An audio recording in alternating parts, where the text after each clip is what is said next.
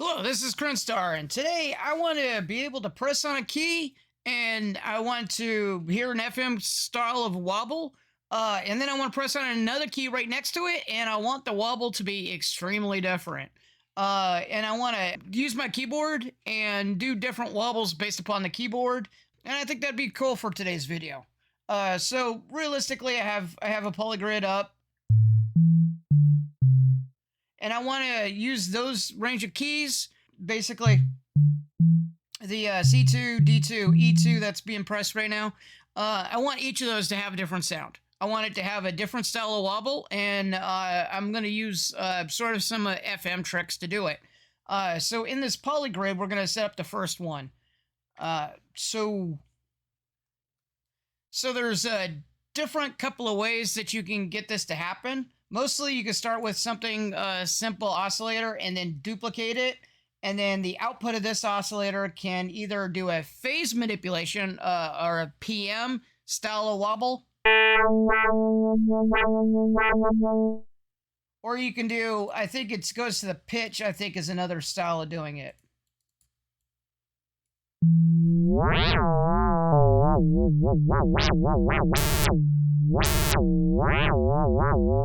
Kind of crazy. With that, that's how I'm going to do this.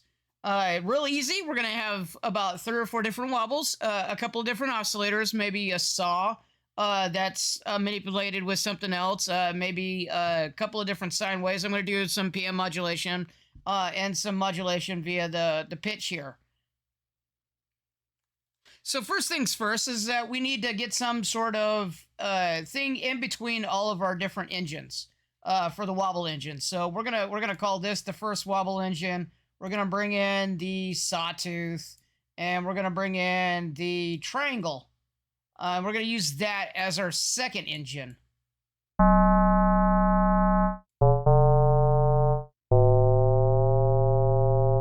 That does not work as well. So let's try with the phase modulation. And I'm being dumb. Of course, you got to mix the two. So for right now, we're gonna just do an add.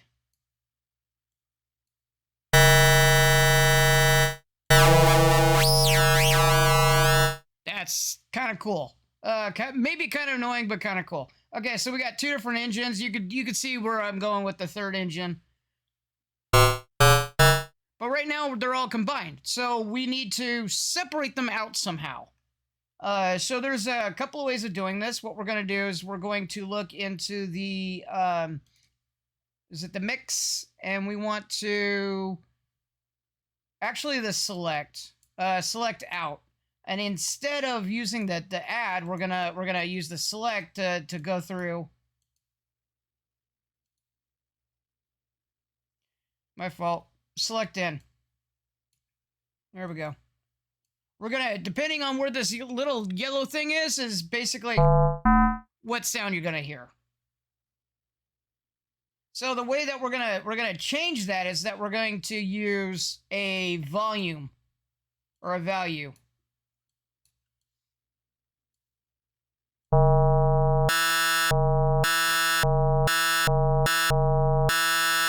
So we got about 50% changes the select. Pretty cool.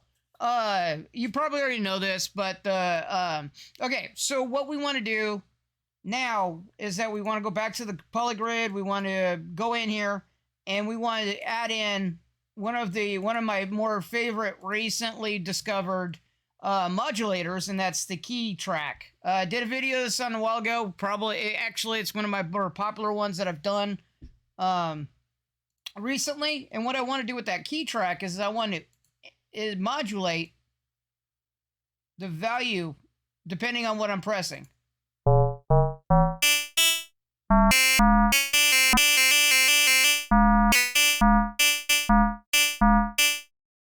Kind of cool on that one.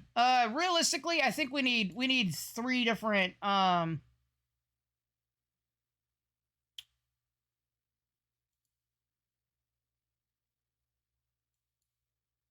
we need 3 different things, and I'm finding that the select is not the one I needed.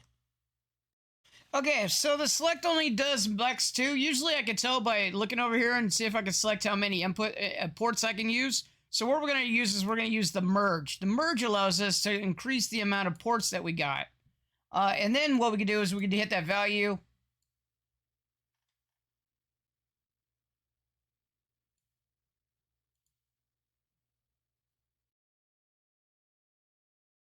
Okay, and so depending on the value is the type of control that we're gonna get. So we're gonna add one more. I want to add another sign.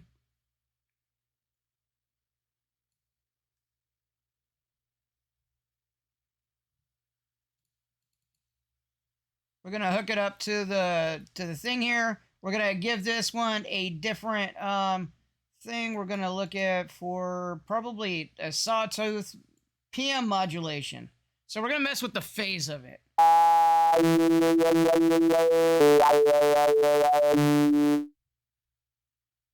Okay, so now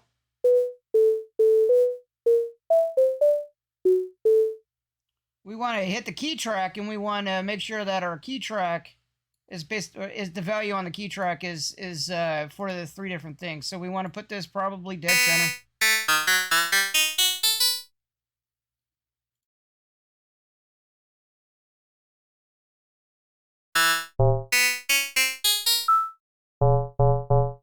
Okay, so that's really cool, but we don't want to use the entire keyboard to try to hit those. We want to kind of center them in the right things. And that's where a key track is actually pretty cool, because basically this will tell you that what I wanted is I want to go down to at least C2, and I want to be C2 to be kind of in the middle-ish. And then what I want is to increase it down here, increase it up here. So basically,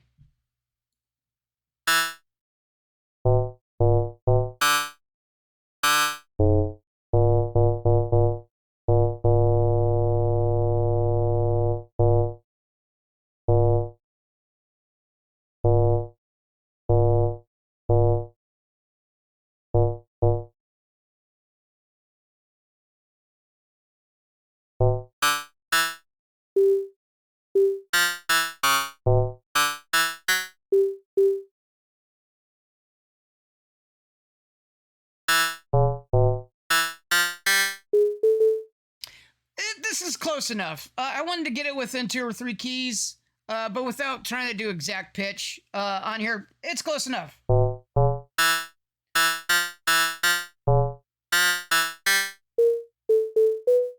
So we're getting, with the different engines, we're going from C2 down here where you can see I'm pressing it, C2, D2, different sound, same sound, same sound, different sound. So now we got a little bit of a range, so which is pretty cool. So now I want the wobbles going on. So now we can do that really easily with either curves.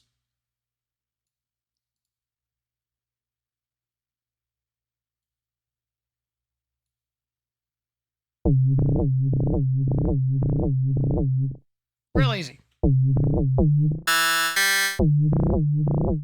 Or a wavetable LFO with a really aggressive thing, and we're gonna use it on this one. We're gonna go here. We're gonna probably do curves on the index.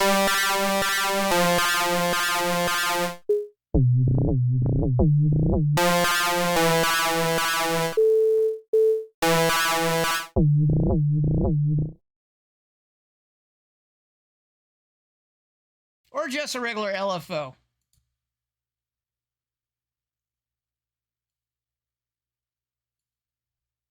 And we're going to make this one really fast. So we're going to probably do it in hertz.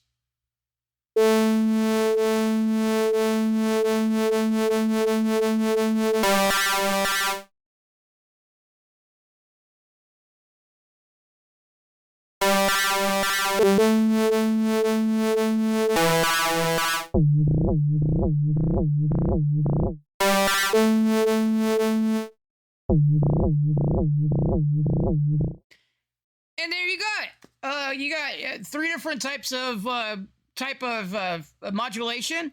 that we're modulating a sine or whatnot, and then we're using it for the different key presses, and so we have something that we can hit 3 different keys and get 3 entirely different sounds. Of course, you want to adjust the sounds to taste. I was just using a couple of things to really stand out at examples of the different timbres and sounds that you can get with these. You can add in more effects to taste to get it even more cooler. Try a reverb or a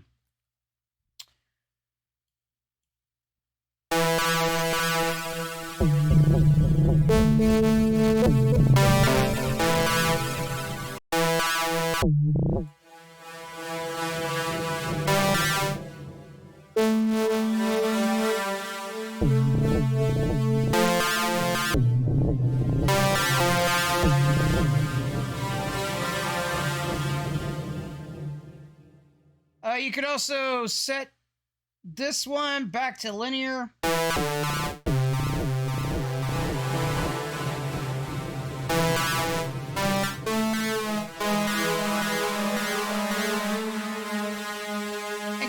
Mix of both going on, but overall you got kind of a difference in your stuff.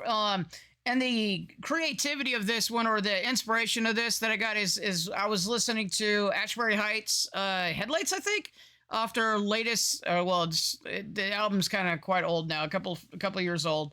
But there was a part where he was doing the kind of, I guess, the drop. I don't really have a really good definition of bass drops yet, but it's the part where there's a lot of different wobbles that he's using, and he's using them sequentially, so to get a little bit of interesting point. And I was thinking, what would it sound like to try to get an FM wobble, kind of the same way, where you're playing notes and you're getting the different types of wobbles, so you get into different types of.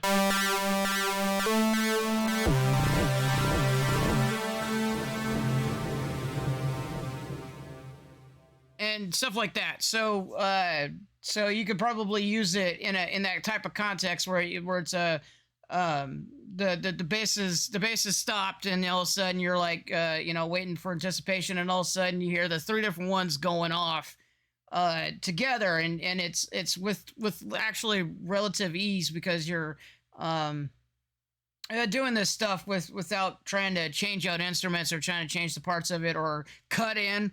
Bounce it to an audio file and try to sample it back together to get the desired effect. So overall, pretty cool. Wanted to show it off, wanted to do a video on it. Hope you liked it. Thanks for watching. Thanks for listening, and I will catch you later.